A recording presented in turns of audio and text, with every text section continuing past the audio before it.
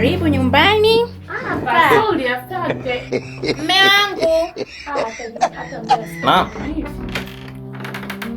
Kawaida Bas. mume wangu kuna mageni. Mama wewe. Ndio huyu. Ngoja kwanza ngoja. Kwani mnafahamiana? Huyu. Namfahamu Mnamfahamu, yani unamfahamu kivipi yani? Alikuja. Yaani kama ndio huyu ndio mume wako. Ish. Kwisha. Alikujaga Chunya. Alikujaga migodini kule. Aliwapa mimba wadada wawili. Akampa mimba mdada mwingine. Wote wakawa wamejifungua tena kwa dabodabo. Huyu hata ujambazi huyu anafahamika kwetu. Abio.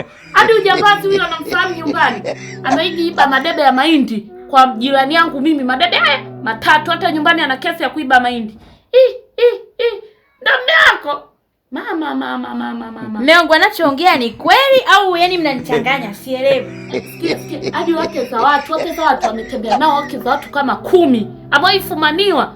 Ana kovu hapa, mwangalia hapa nyuma ana kovu fulani hivi, walimng'ata huyu. Jambazi kabisa. Ash, ndo mume wako. Hii umeingiliwa, kwa Mungu umeingiliwa. Nimeingia nyumba ya majambazi mimi, mama yangu, mama.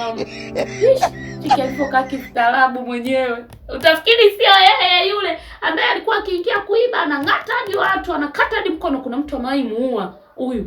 Shika mkono akakata. Amaimuua hadi mdada huyu, alitoka na kesi ya mauaji nyumbani. Alimuua mwanamke wake. Hata wewe atakuua huyu. Mbavu sana. Muone hivyo. Mama, utalipa. Sasa boss, najua nishaharibu hapa. Nifo mchongea hivyo. Mimi naomba tu nauli nirudi. Mimi siwezi kukaa nyumba kama hii. Naomba tu nauli mimi nirudi. Ila mimi ni ukweli wangu unanipozaga. Wewe shetani kweli.